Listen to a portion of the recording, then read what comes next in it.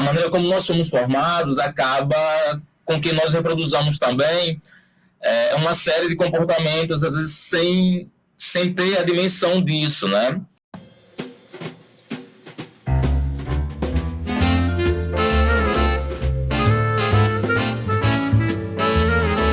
Olá, boa tarde a todos, todas e todos que acompanham mais essa entrevista do projeto A História em 60 Minutos, né?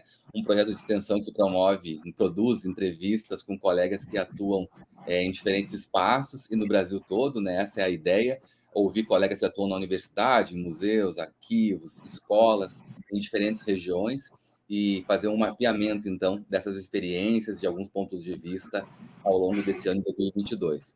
O projeto é divulgado sempre pelo Instagram, né, pelo perfil oficial do projeto no Instagram, o @60_story, 60 escrito por extenso, né, no Instagram. Lá as entrevistas são divulgadas, tudo que envolve o projeto é publicado lá, para que todos e todas conheçam. E também queria reforçar que as entrevistas ficam disponíveis nos canais do YouTube, canais institucionais da Universidade Federal do Rio Grande do Norte, né, na página, na conta do Departamento de História do SERES do UFRN, e também em simultâneo no canal do Programa de Pós-Graduação em História, também do SERES do UFRN, no YouTube, todas as sextas-feiras, às 17 horas, além de também termos uma versão em podcast dessas conversas, dessas entrevistas, que fica disponível na nossa conta no Spotify. Então, as entrevistas podem ser ou assistidas pelo YouTube, ou podem ser ouvidas em formato podcast no Spotify também.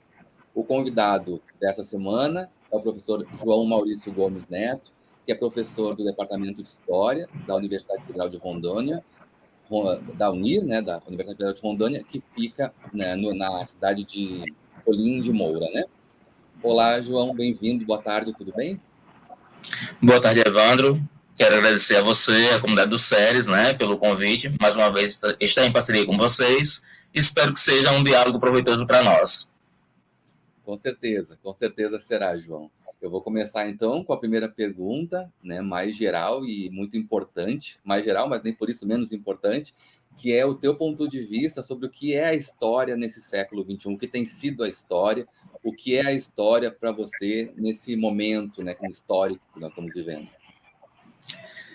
Evandro, sem entrar em discussões teóricas, né, mas pela minha experiência, pela vivência, pelo que eu tenho construído aqui, ou tentado fazer, eu continuo imaginando que a história é, antes de tudo, trabalhar com narrativas.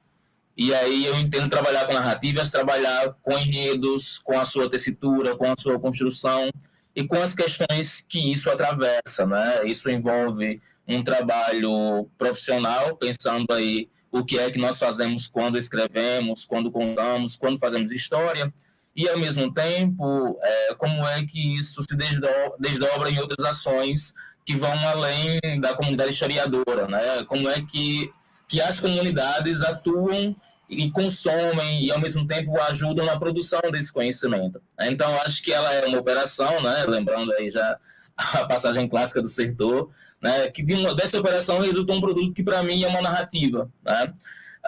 E aí, pensando, sobretudo, no nosso tempo, as questões que nos atravessam, tem um ponto que eu costumo pensar bastante a respeito e até provocar os estudantes, né, as estudantes, sobre isso.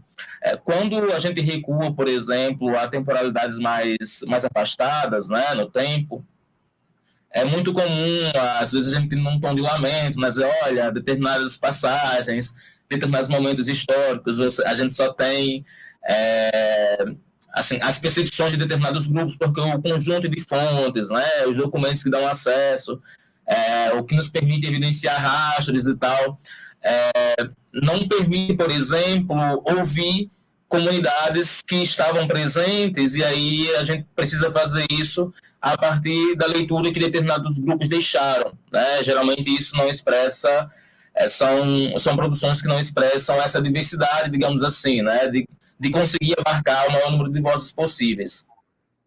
E hoje nós vivemos uma experiência que é bastante singular, né? Pensando aí a multiplicação das redes, pensando a tecnologia, e aí eu me vejo a pensar, por exemplo, o que significará produzir história no futuro. Né? Assim, o que significará, por exemplo, dar conta de produzir a síntese, de construir a narrativa, mas ao mesmo tempo possibilitar que o número plural de vozes consiga atravessar essas narrativas, porque nós temos agora a possibilidade de lidar com praticamente todas as vozes nesse contexto, né? Isso vai necessariamente nos mobilizar sobre a necessidade de compreender, de entender, de formular um método, inclusive, que possibilite agregar essas vozes e, ao mesmo tempo, como é que a gente se coloca e como é que dialoga com todas elas, possibilitando e exercendo uma coisa que eu acho que é fundamental para nós hoje, né? Que é a ideia da escuta. Então, como é que a gente dialoga com isso e como vai ser, por exemplo, construir essa síntese, construir essas narrativas, respeitando e tentando dar conta dessas diversidades, compreendendo agora que praticamente todos os sujeitos eles se colocam em cena pública, né? Eles emitem suas opiniões, deixam seus registros e isso, obviamente, deve impactar a maneira como nós produziremos essas narrativas, né? Inclusive mesmo, acho que até no sentido tecnológico, né? Assim, a gente vai conseguir desenvolver alguma coisa para mapear, para seriar, como é que a gente vai selecionar os discursos, né? Então, acho que tudo isso se coloca para nós, porque a profusão de fontes, né, de registros, de documentos, ela se coloca nesse contexto. Então, acho que é um desafio que eu tenho pensado bastante, né, no sentido de ser algo para a gente lidar com algo muito bacana, que é a ideia da diversidade, da pluralidade, mas ao mesmo tempo entender que isso acarreta outras preocupações de ordem teórica e metodológica também, né? Então acho que é um pouco isso, um dos desafios que eu penso, né? A história hoje, compreendendo essa dinâmica aí. Sim, sim. Gostei muito do percurso que você construiu na sua resposta. Assim, achei muito importante também você enfatizar isso, né? Acho que ainda não tinha aparecido, inclusive, no projeto, esse tipo de reflexão que coloca os desafios, né? Como você disse, nós trabalhamos com diferentes narrativas e quanto mais sujeitos, o que é algo positivo, como você disse, mais narrativas, né? Como articular isso, como trabalhar com essa diversidade, do ponto de vista também de um repensar da história, né? Como é que a história vai encontrar caminhos metodológicos para trabalhar com isso, né? Pensando de fato, como você disse, uma história, inclusive para o futuro, o que também é importante, né? A pergunta é um pouco imediatista, eu falo assim, a história hoje, mas aí você lança uma questão para o futuro, né? É porque assim, a gente vai conseguir, por exemplo, lidar com narrativas em hiperlinks. Nós conseguiríamos, por exemplo, pensar algo que envolve a textualidade, que a gente trabalha com muito contextos, mas lidando com outras oralidades. Por exemplo, estamos aqui produzindo um texto, pega e cria um link para alguém, você consegue acessar, por exemplo, aquela narrativa naquele momento. Que tipo de produção a gente vai dar conta? Onde é que ela vai circular? Nós produziremos ainda livros no sentido atual, como está posto, né? Assim, então, são questões que eu penso bastante. Como é que a gente vai incluir os memes, por exemplo, os virais, que eu acho muito bacana, né? Assim, isso vai nos atravessar enquanto presente e nos marca enquanto tempo, né? Então, eu acho que esse é um elemento que está muito, muito posto para mim, assim, né? Talvez porque eu lido em termos de atuação com o contexto de moderna e contemporânea, e eu fico pensando que ao mesmo tempo em que parece que há muita novidade no presente, mas eu vejo muito a novidade do passado também, né? Então, existem algumas práticas que elas se reestruturam, digamos assim, né? Elas estão dizendo de uma outra forma. Sim, sim. Exatamente. Isso é um ponto bem importante, né? Para a gente pensar e muito interessante também. E além de tudo, algo que também a sua resposta me fez pensar, né? Me colocou aqui para pensar, é o fato de que, para além das questões teórico-metodológicas que são, né, que envolvem o trabalho com esse material, com esse mundo digital, por exemplo, nos exemplos que você trouxe, né? Também tem a questão do papel da história na administração, entre aspas, no gerenciamento dessas narrativas, dessas vozes todas, né? Que o compromisso, digamos assim, ético do historiador e da historiadora aumenta, né? Nesse sentido também. As questões que envolvem todo esse debate sobre o lugar das identidades, das diferentes identidades na história. A história né, o campo da história, de uma certa forma, se responsabiliza na medida do possível, até onde é possível, organizar isso de alguma forma narrativa, né? E é bacana porque aí você citou dois problemas simultâneos. Um problema colocado para dentro do campo, de quem está produzindo conhecimento histórico, né? Ou ensinando, que é importante também, ensinando história, e uma questão mais política, mais geral, que envolve a todos e todas, assim, né? Então, achei bem interessante a tua resposta, gostei mesmo. E eu queria aproveitar e colocar para você agora uma segunda pergunta, que vai, na verdade, né, as perguntas elas vão se encadeando de uma forma que elas se associam. Eu acho que a gente vai poder continuar conversando também um pouco sobre o que você já trouxe, que é muito rico. Mas eu queria perguntar para você agora, no sentido um pouco mais particular, né, sobre a sua experiência de trabalho na Universidade Federal de Rondônia, né? Que é também importante que a gente considere, né? Como o seu trabalho tem trabalhado aí nessa espacialidade, esse vínculo com a Amazônia, né? É um momento, sempre mas agora em particular é um momento muito importante para a gente pensar sobre essas questões da Amazônia, né? Queria te ouvir um pouquinho nesse. Eu não conhecia a Amazônia, né? Assim, não conhecia Rondônia em específico, né? Então, eu vim para cá fazer o concurso em 2013 e, assim, efetivamente foi um choque de um novo mundo que se abria, né?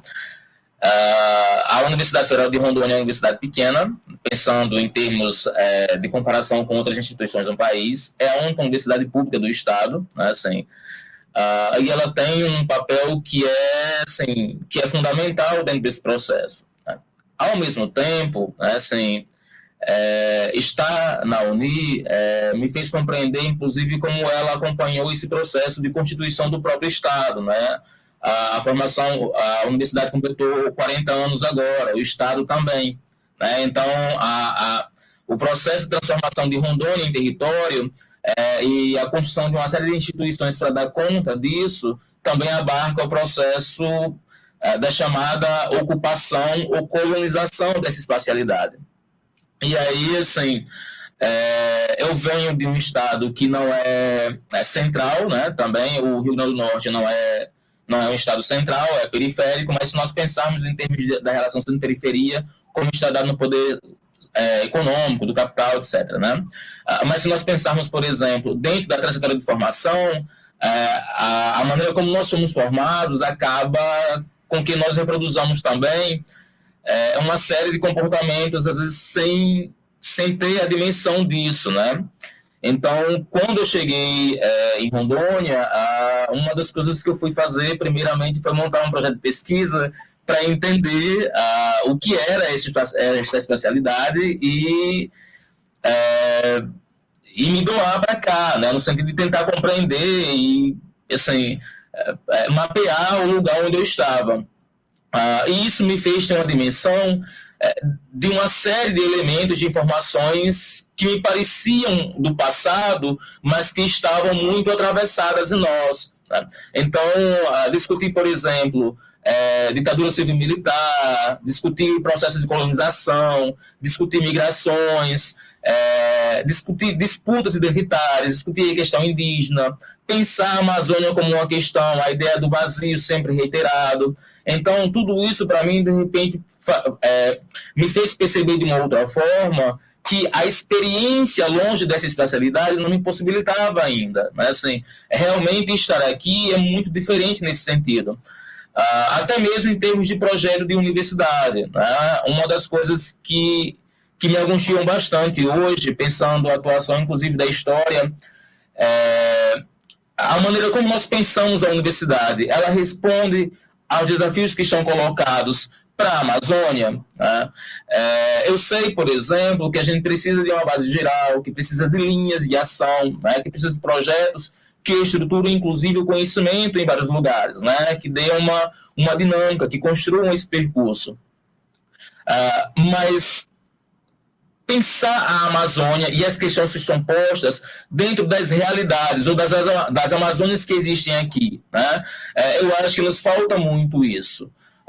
Por exemplo, a necessidade de construir redes tanto dentro da Amazônia quanto da Amazônia Legal, pensando aí em interação com outros países, pensando na experiência do Peru, pensando na experiência da Bolívia, pensando na experiência dos países vizinhos, existe, por exemplo, dentro da academia hoje, uma discussão muito grande sobre a necessidade de internacionalização. Geralmente isso é muito vinculado a uma necessidade de publicação, de atingir determinados padrões, que eu não sei, por exemplo, se seria o fundamental para cá, ou se a ideia de integração para nós, dessa leitura que é feita, se seria nesse sentido, né? Eu acho que nos falta, por exemplo, um diálogo muito grande com os países vizinhos que vivem a Amazônia também, né? Assim, acho que tanto o Brasil quanto a gente tem uma dificuldade de compreender essa realidade ainda, e os projetos que são postos geralmente são pensados assim, a Amazônia em função do mundo, né? E assim, geralmente as comunidades não são escutadas, né?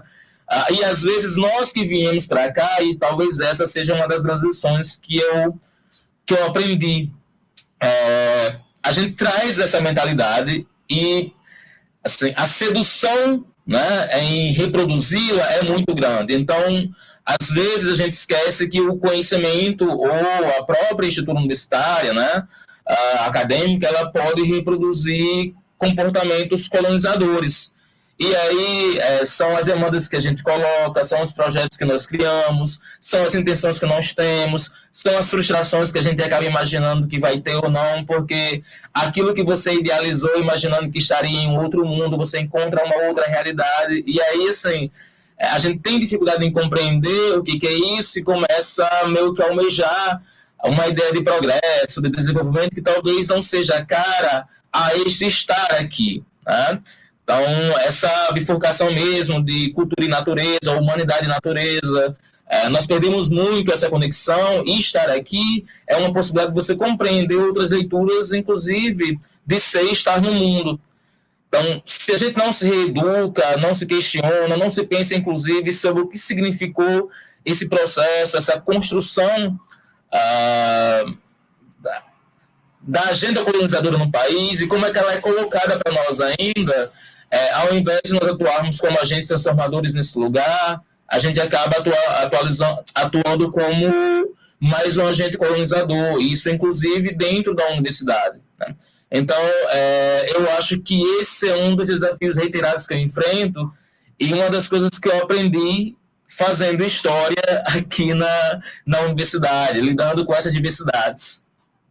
Nossa, é muito, muito rica a tua experiência. Que bom poder estar te ouvindo, João, porque de fato, assim, né, é uma experiência particular, né? A universidade, assim, ela é né, esse conceito, assim, né, que pelo próprio nome tende a tentar ser único, entre aspas, assim, né, universalizante. Mas o fato é que, como instituição, ela está em espacialidades variadas e que estão atravessadas por experiências e temporalidades que muitas vezes, né, são estranhas às visões que de fora se tem.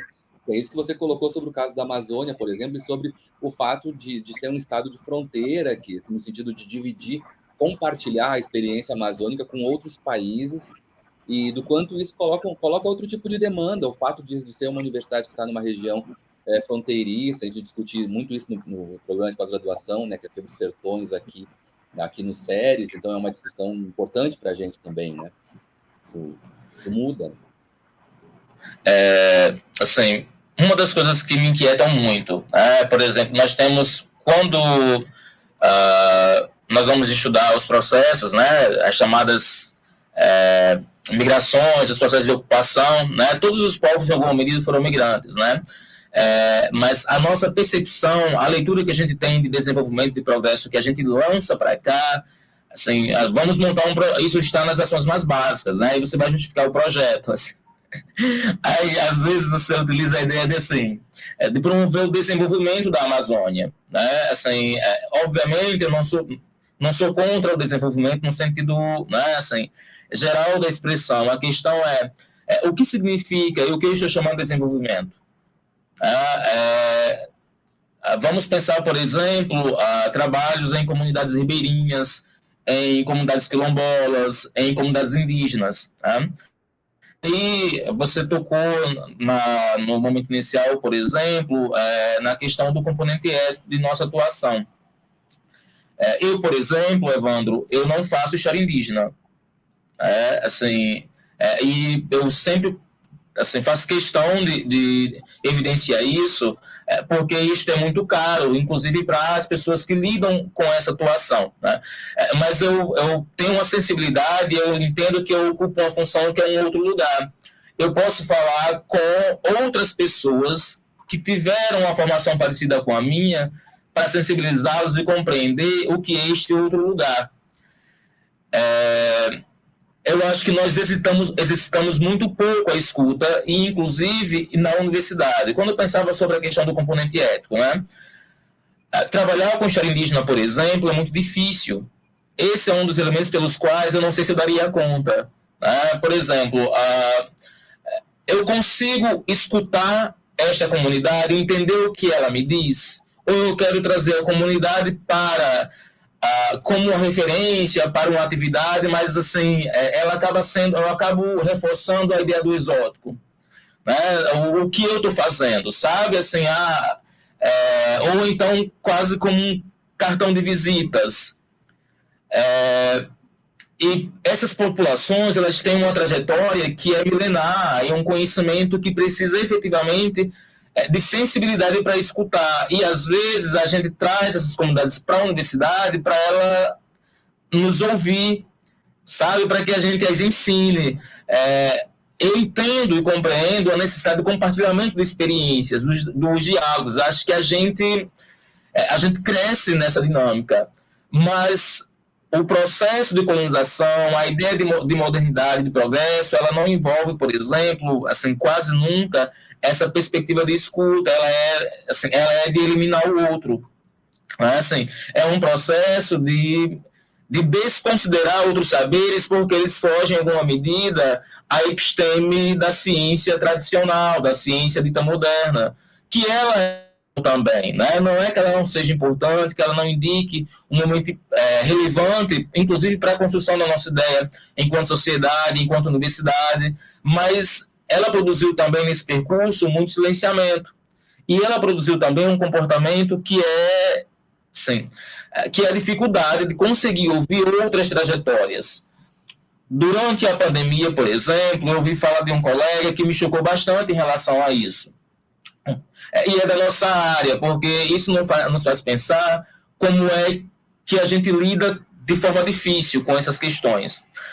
Quando a vacina foi finalmente, né, produzida, um colega falou assim, eu quero ver agora o Krenak negar a vacina e chamar isso de epistemicídio. O que significa isso para nós? Né? Porque é uma incompreensão, por exemplo, do que essas comunidades indicam ou denunciam em relação ao cerceamento de suas liberdades, suas existências, assim. Né? Quando a gente fala, por exemplo, de epistemicídio, do que é que estamos falando? Né?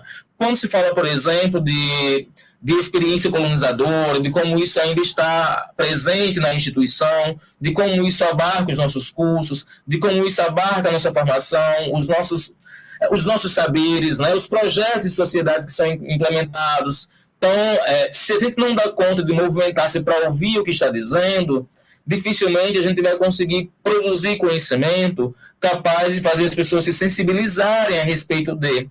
E aí a gente acha que a narrativa que nós estamos produzindo é a narrativa que salva esses povos, né? Como se nós advogássemos por elas. E aí aquela velha questão que a Spiva que já colocava, né? Assim, pode uma subalterna falar? Provavelmente não, se a gente não escutá-la. Isso não significa, em momento algum, a negação aos conhecimentos que são produzidos fora, que podem dialogar, né? Mas a questão é, eles dialogam ou a gente coloniza?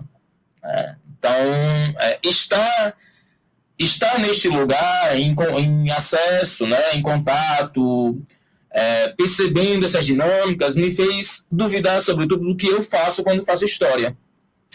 E aí, nesse sentido, quando eu falo, por exemplo, sobre a questão indígena, sobre a questão das populações ribeirinhas, sobre as comunidades quilombolas, né, eu penso muito como é que nós, ocidentalizados de fora, imaginamos esses povos.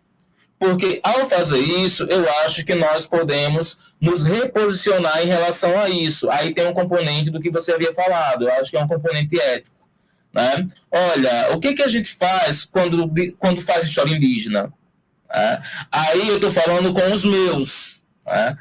Mas eu não estou na comunidade, né? Isso não significa impossibilidade de contato, né? Assim, esse ponto que eu queria, assim, que parece às vezes isolar as pessoas em algum lugar e tirá-las do mundo, né? Assim, numa perspectiva essencialista, né?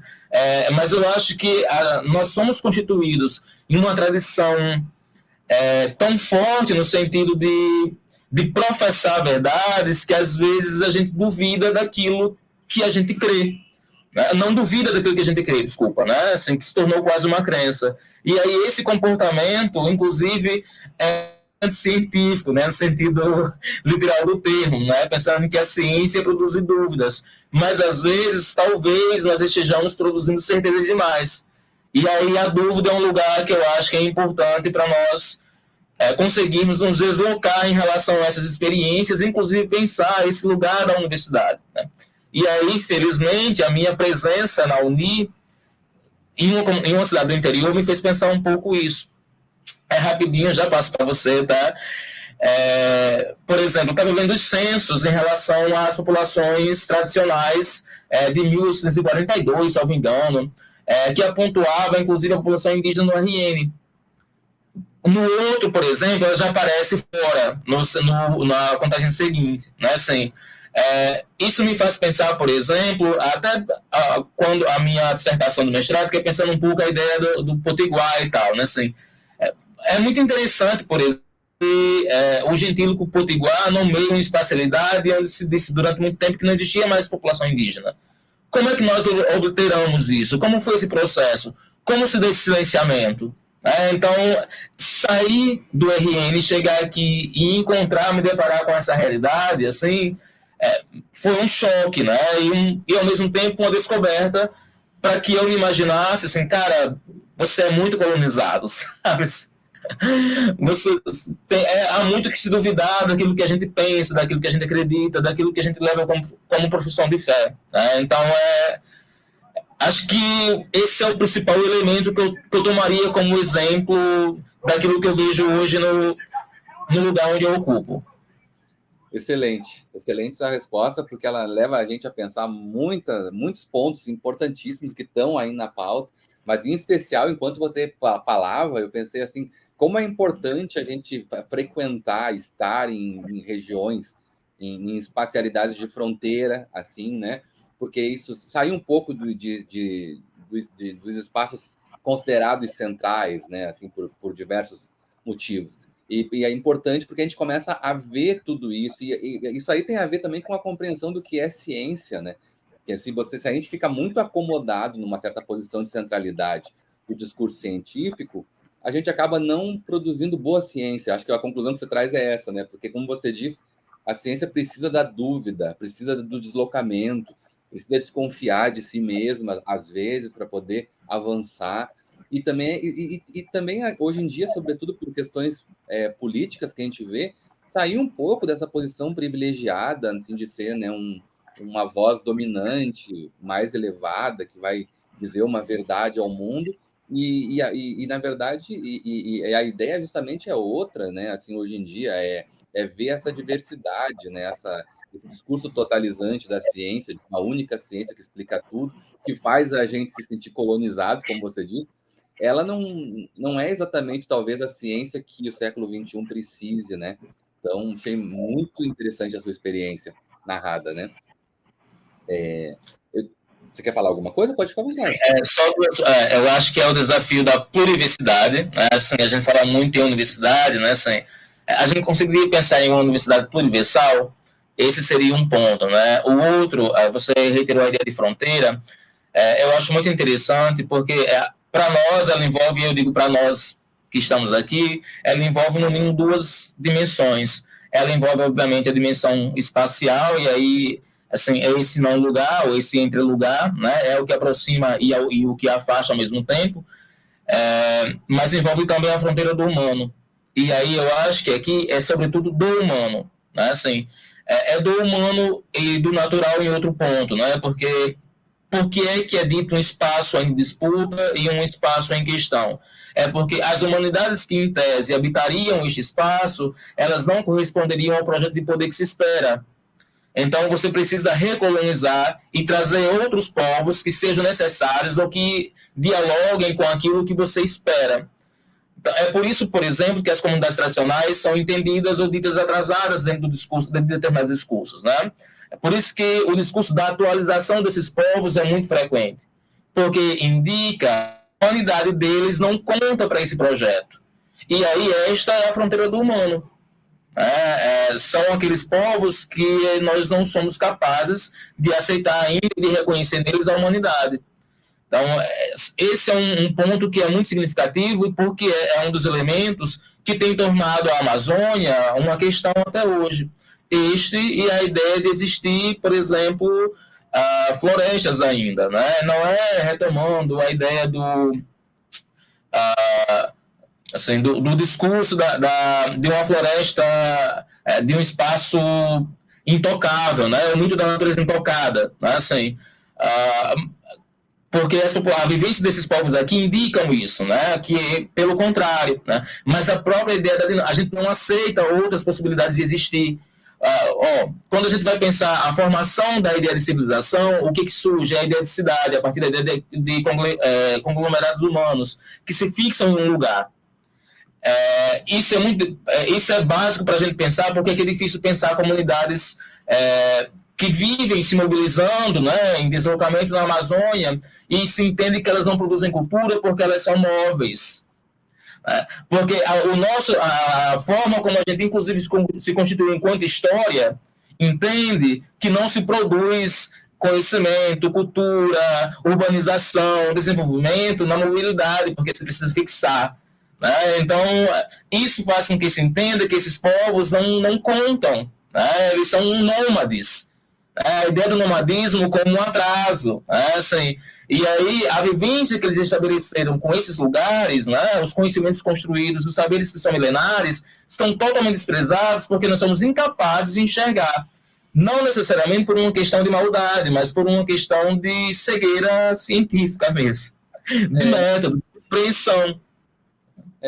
E como se só uma maneira de viver fosse mais legítima. E isso é um pouco o discurso da modernidade, né? Existe uma forma de ser e de viver e de estar, e quem não está nesse registro tem que tentar se sincronizar, a coisa da sincronização. Sincronize e repete, repete ad eterno, né?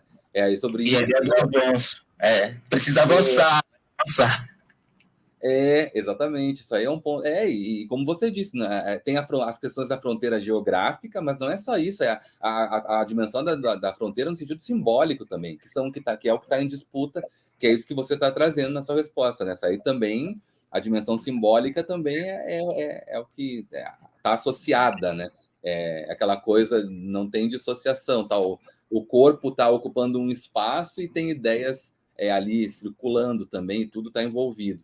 E nesse mesmo sentido, já que a gente está falando muito sobre essas questões de diferença, de como pensar a história a partir dos desafios e também das questões teóricas centrais que a gente está pensando na nossa área hoje em dia, até com um certo atraso em algumas temáticas, né?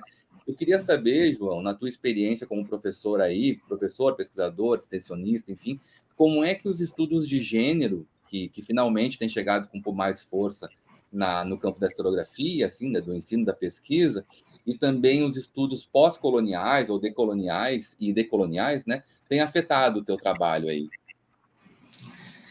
Eu vou partir mais uma vez da questão pessoal, né? Eu vou começar pelos estudos de gênero, né? Eu coordeno a especialização em GDE, né? Em Gênero e Diversidade na Escola há quase 4 anos. Eu fui ao primeiro mandato, fui reconduzido, assim. Agora, no início de fevereiro, estou saindo, felizmente, assim, né? Foi um processo, e esse é um ponto de descoberta, né? Assim, de descoberta no sentido, eu sou um homem gay, né? E isso me fez perceber o quanto, por exemplo, da experiência do machismo, tudo que a gente vai encarregando ao longo do tempo. né? Me fez perceber, por exemplo, pensando nas discussões sobre gênero, sobre diversidade, que são pautas que não são identitárias, né? E aí, porque os processos de formação, de colonização, de racialização dos corpos, assim, eles envolvem a discussão de gênero, a discussão de classe, né? Assim, são processos que são interseccionais, né? Eu sei que é muito difícil a gente ter essa dimensão, e às vezes eu escuto colegas dizerem assim, com uma certa resistência para compreender essas dimensões, né? É que elas têm um componente que é fundamental, que é social, é cultural, é econômico, não é assim, porque quando se coloca isso no âmbito ou no campo das pautas identitárias, é como se fosse uma moda, né? Assim, esse é um elemento que eu compreendi ao longo desse percurso, talvez seja o fundamental para mim enquanto sujeito, né? Assim, dar conta de compreender essas interseções, e que são questões que, evidentemente, elas atravessam as identidades das pessoas, né? Obviamente, como a ideia de classe não deixa de ser identitária, né? O sujeito se reconhece na classe, tanto é que a ideia do reconhecimento de classe tem a ver com a sua afirmação naquele lugar, né? Mas ela envolve uma situação que está dada no universo, na sociedade em que o sujeito atua. Então, a constituição da especialização aqui foi um marco para mim também, porque me fez pensar sobre esses elementos, pensando inclusive os processos de territorialização. Isso envolve também a figura do masculino, do feminino, os papéis sociais que ocupam nesta e em outras sociedades, né? E tem um elemento para mim que vai além do acadêmico, que tem uma importância fundamental, porque qualquer profissional com graduação pode fazer especialização, né? Esse é um corte assim, que é bem interessante, porque a ideia é ter um acesso a essa formação, pensando que ela seria básica para qualquer sujeito em qualquer área, talvez sobretudo para outras áreas, né? Assim, porque eu ainda encontro e escuto muita coisa, assim, a gente não consegue perceber ainda nos nossos meios, né? Assim, mas eu acho que se todo mundo pudesse ampliar um pouco esse olhar, seria interessante nessa perspectiva, né? Mas há um componente que eu acho que é fundamental também, que é uma perspectiva política. Então, a GDE, para mim, a atuação aqui, ela tem uma importância que é acadêmica, em termos de formação, e uma importância que é política, em termos de presença, né? Questionado, é um curso que sofre pressões por existir nessa espacialidade, é um curso que existe a despeito das lutas contrárias a ele, né? Então eu acho que ele ocupa esse lugar importante, né? Pensando o segundo ponto, porque também dialoga com a perspectiva decolonial, com os estudos pós-coloniais, eu não sei, eu sou uma pessoa, como disse para você, assim, né? Eu não sei me situar ainda em um lugar, né? Assim, eu não diria, eu não sei o que eu sou em termos de escolha. Se eu precisar fazer uma escolha teórica para construir e dar conta de um objeto e entender que ele é importante para aquela situação, eu farei, né? Vejo alguns colegas dizerem o seguinte, olha, essa questão dos estudos decoloniais, pós-coloniais, né, assim, isso é uma coisa que está lá desde os anos 60, 50, e aí agora o pessoal descobriu e vem achando comodismos e tal, assim. Para mim, a importância fundamental não é a moda, não é a novidade, não é que ele tem que trazer novidade, né? É porque exatamente o contrário. São estudos que têm mostrado que, a despeito de todas as questões, a gente continua com a agenda colonizadora na ordem do dia. A novidade do passado, ela nos atravessa de uma forma muito premente. Porque se a questão fosse a novidade teórica ou epistêmica, eu diria que quem utiliza, por exemplo, as perspectivas maxinianas, né, assim, lá do século XIX, seria atrasado. Assim, não é novidade. E é um modelo teórico que serve para explicar muita coisa. Não precisa ser novo nesse sentido. Eu acho que o importante é mostrar como é que esses processos nos atravessam ainda. Poxa, nós comemoramos ontem, desculpa, ontem não, antes de ontem, né, na quarta-feira, a chamada independência do Brasil, né? Foi independência política, mas os processos colonizadores, eles continuaram internamente. O que isso significa para nós? Se a gente não pensa dentro de como a colonização ela permanece pelo saber, pelo poder, inclusive entranhado em nós, no sentido do ser, a gente não duvida dessas questões, né? Então, esse é um ponto que eu acho que é a contribuição que os estudos pós-coloniais e decoloniais têm me dado no sentido de me reimaginar. Né? Então, é pensando o gênero, é pensando a discussão de outros povos, de outras experiências que estão alheias a uma ideia de modernidade e por isso não são aceitas por elas. Pensar como nós somos autoritários nesse sentido, de imaginar, inclusive, um projeto de universidade. Então, se a gente não pensar o que é estar na Amazônia e compreender qual seria a missão de uma universidade amazônica, significa conta dos mesmos projetos, dos mesmos processos como estão colocados lá fora, em outras espacialidades. Então, assim, o que é pensar, por exemplo, ensino, pesquisa e extensão nesse lugar? Eu, por exemplo, tenho me dedicado muito menos à ideia de pesquisa do que às dimensões do ensino de extensão. E uma das questões é que me tem feito pensar o seguinte, assim, lembrando aquela frase do Caetano, né, assim, trecho da música lá, né, quem lê tanta notícia? Para mim, assim, quem lê tanto texto, né, acho que assim, a gente foi, assim, nós estamos criando uma cultura e aí, assim, a cobrança por publicação, assim, a maneira como a gente foi se especializando, foi levando para um lugar que acho que a gente quase não tem tempo para maturar, por exemplo, um texto. Eu terminei a minha tese em 2019, assim, eu vou publicar a primeira parte dela agora, esse ano, acho que quase, porque eu queria que esperasse mais, eu queria voltar, e eu, assim, eu acho que por estar aqui na Amazônia, por exemplo, essa é uma das vantagens, né? Agora pensando positivamente. Eu não preciso correr nessa perspectiva, sabe?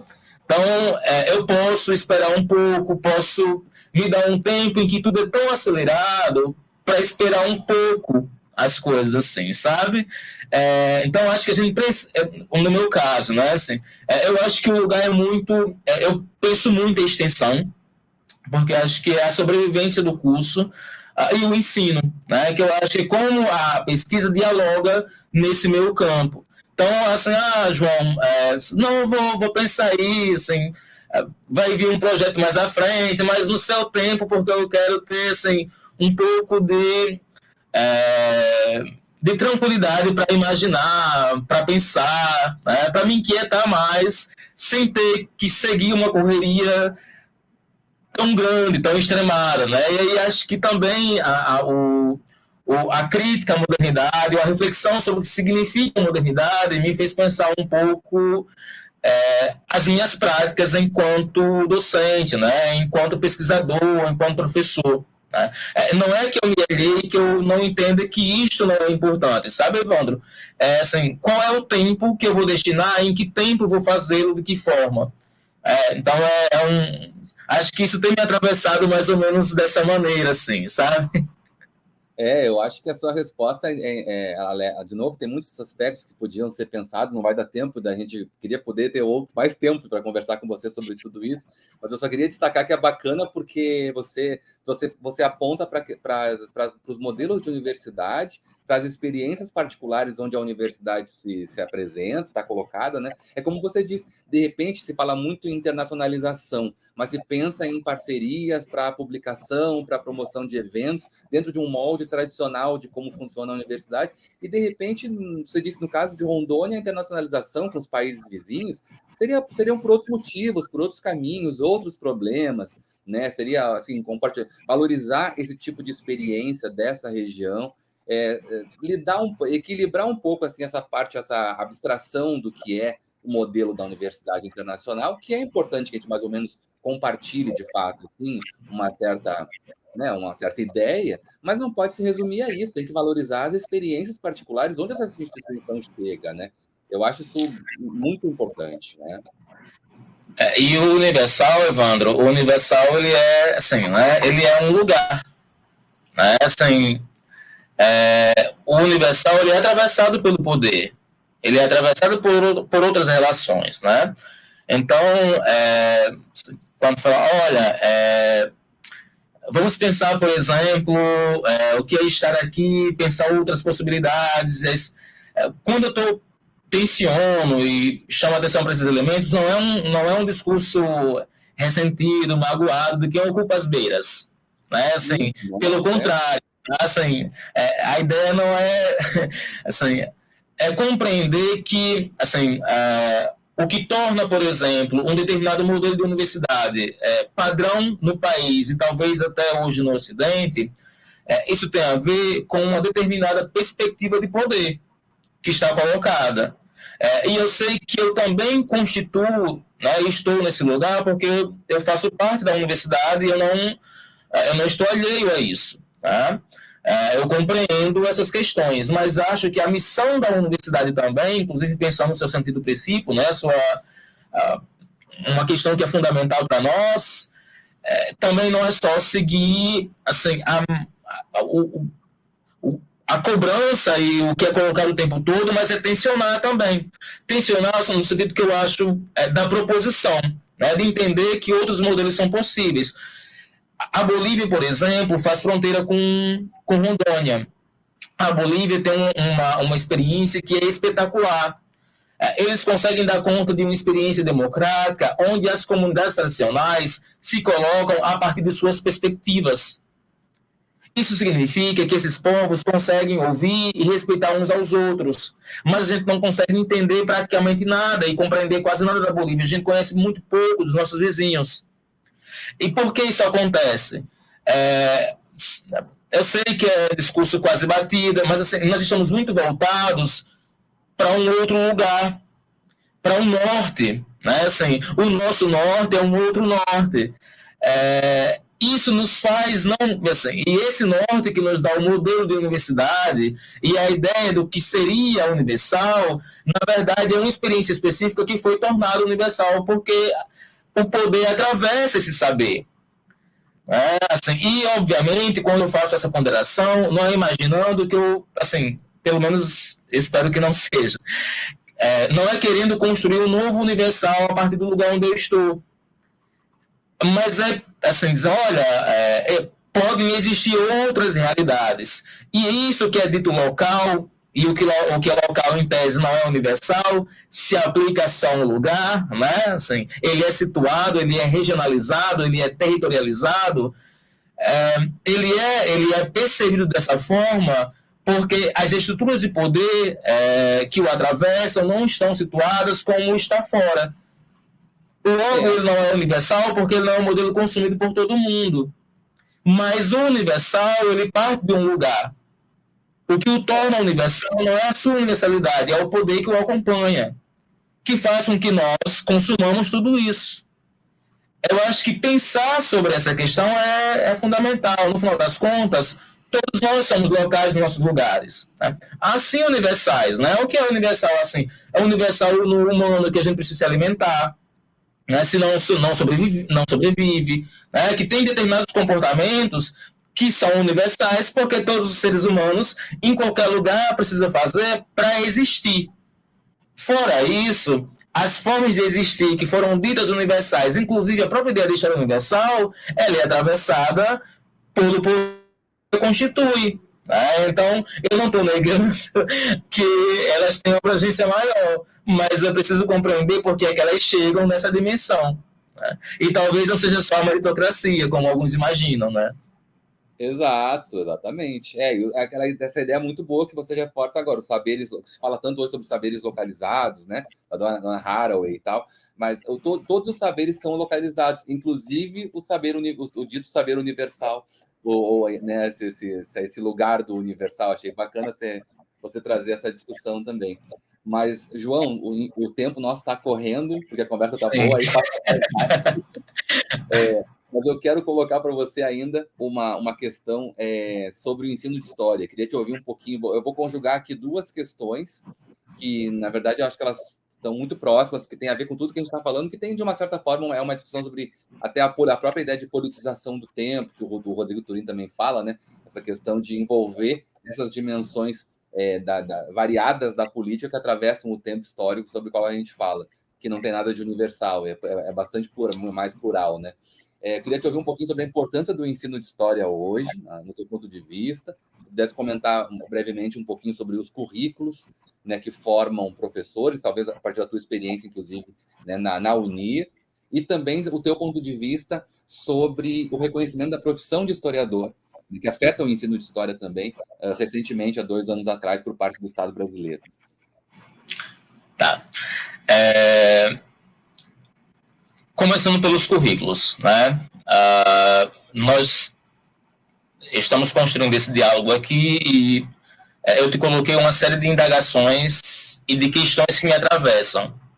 E aí você pode ir lá na página do nosso departamento e olhar o nosso currículo.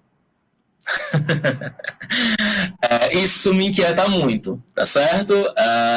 O que nós vamos perceber? Nós vamos perceber um currículo que é formatado tal e qual todo o curso de História no país inteiro. Tá certo? Então você vai ter a perspectiva de uma História quadripartite, que é uma crítica que nós fazemos isso há milhões de anos e nós não conseguimos vencer na agenda. Isso implica, obviamente, na Constituição e na forma como as ações de ensino, pesquisa e extensão são levadas ao longo do curso. Porque a nossa concepção de currículo ela é atravessada pela noção moderna de história nos TPCs dos cursos. Não é à toa que você, geralmente, os currículos são montados assim, para a história, um componente curricular, alguma coisa nesse sentido, os povos ágrafos, porque aí não muda, porque descobriram que pré-história era uma nomenclatura que evidenciava, né, uma bifurcação entre povos históricos, a partir da escrita e tal, assim. Mas depois você tem antiga, medieval, moderna e contemporânea. E nós temos, em termos de Brasil, recortes que são eminentemente políticos, como se o evento em si definisse as estruturas, assim, tudo aquilo que a gente discute enquanto pesquisa, né, tudo aquilo que a gente já problematiza há bastante tempo, está naturalizado nos currículos. Então, você tem Brasil colônia, você tem com algumas variações de nomenclatura, mas é basicamente isso. Aí, Brasil Império, geralmente 1 e 2, aí vai depender do lugar. Isso demonstra para nós um desafio enorme de colocar em prática todas as questões, inclusive no campo da teoria, da metodologia, do que a gente tem discutido sobre o que é formar e o que é pensar um currículo em nossa área. Isso evidencia, por exemplo, a própria resistência que nós temos aos documentos que têm sido pensados, instituído, né? Pensando aí o MEC, as políticas no campo da educação, como a BNCC, como a BNC Formação, que pensa a alteração dos nossos cursos, né? Na formação. Geralmente, nós nos colocamos de uma forma muito reativa a essas questões e nós não percebemos ainda quanto agarrados à tradição nós somos. Então, mudar a estrutura de um currículo é muito difícil, porque fazer os colegas entenderem que não é que os nossos campos não se justificam só porque nós pesquisamos uma área é quase impossível. E aí você faz toda uma discussão sobre o que é uma história linear, o que é uma história quadripartite, o que é uma experiência eurocentrada. E quando você vai para o currículo, a experiência que está posta lá é exatamente essa.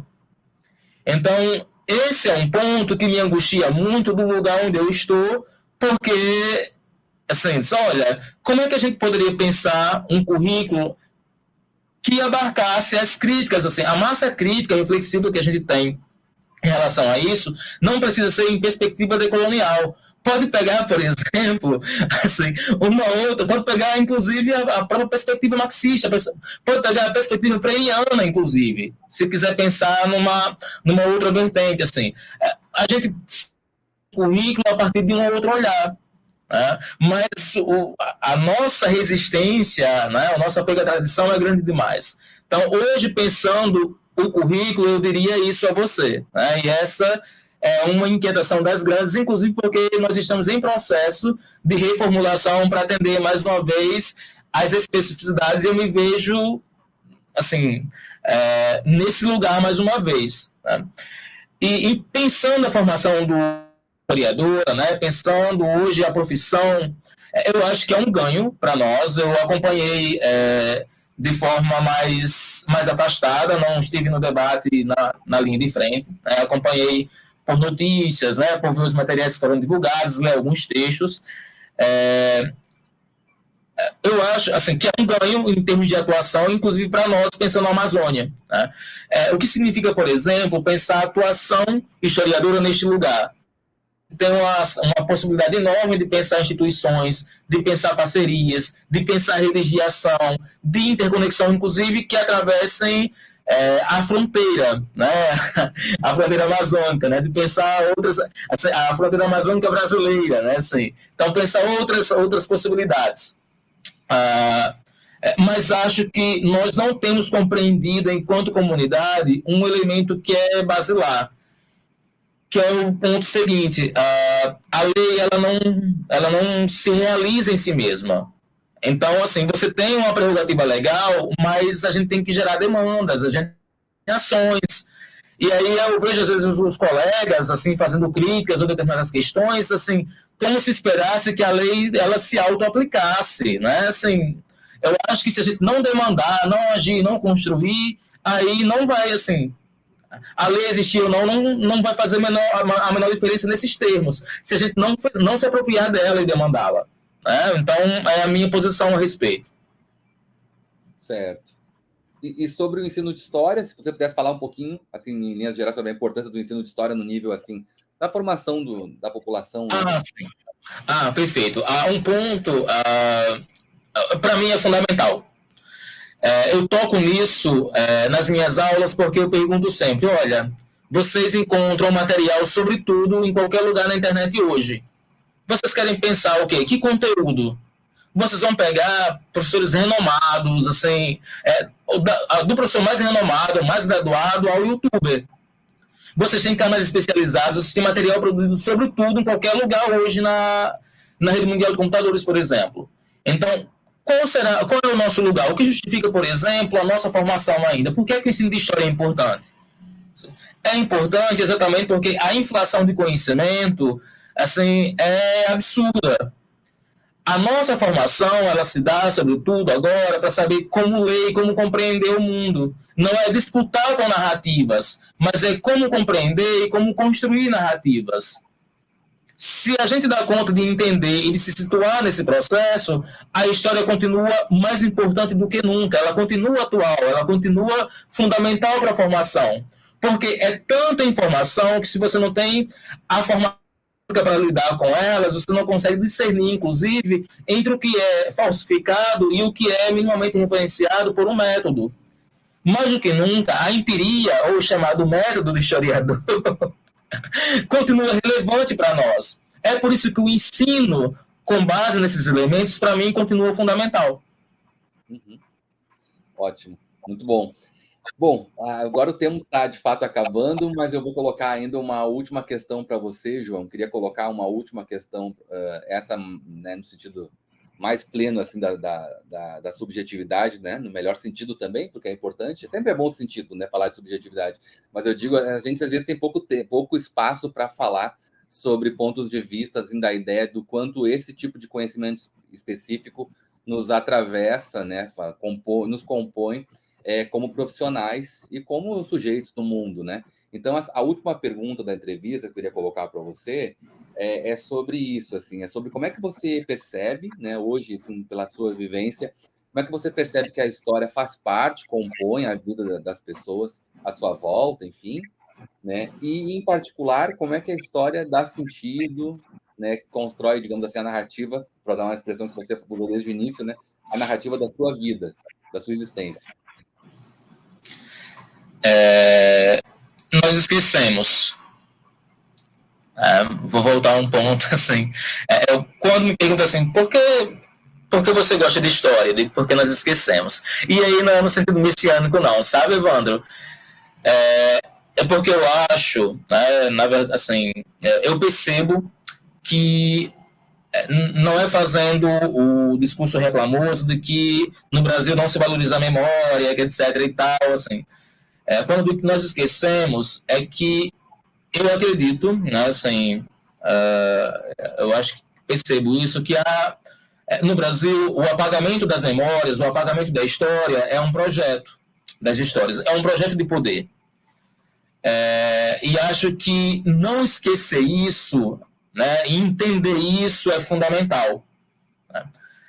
Então, quando eu me percebo, quando eu me vejo nessas circunstâncias, nessas situações, né, pensando sobre as colonizações, né, que eu reiterei tanto aqui, que eu digo, olha,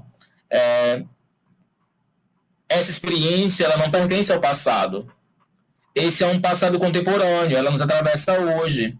Você vira a esquina, dobra uma rua e você encontra isso a partir dos nomes que ocupam os edifícios, que ocupam os lugares. Como é que a gente dá conta disso? Essa história é viva, ela está posta hoje.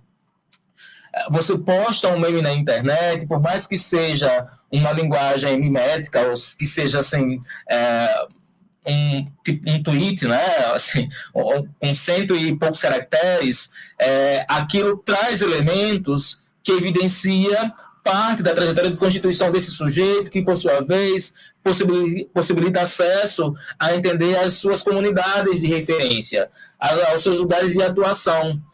Se eu consigo entender isso, sabe assim, então eu digo, olha, não, ela é fundamental e ela continua importante hoje, ela me atravessa, porque eu não posso esquecer isso.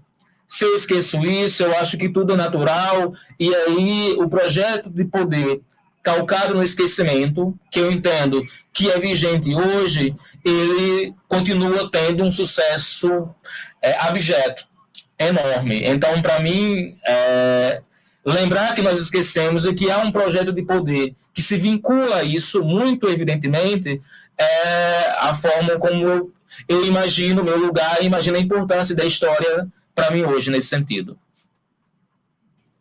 Ok. Muito obrigado pela entrevista, João. Foi ótima. Obrigado mesmo. Eu agradeço, Evandro. Obrigado e um abraço para vocês. Obrigado, outro abraço. E eu quero agradecer também, né, para todos e todas que nos acompanharam, que vão acompanhar, porque as entrevistas ficam disponíveis, né, ficam gravadas nos canais institucionais da UFRN, né, no YouTube e também no Spotify. A atenção, espero que gostem, tanto quanto eu gostei de fazer essa entrevista. E a gente se encontra na próxima semana com mais uma entrevista da série. Tá ok? Muito obrigado. Até lá.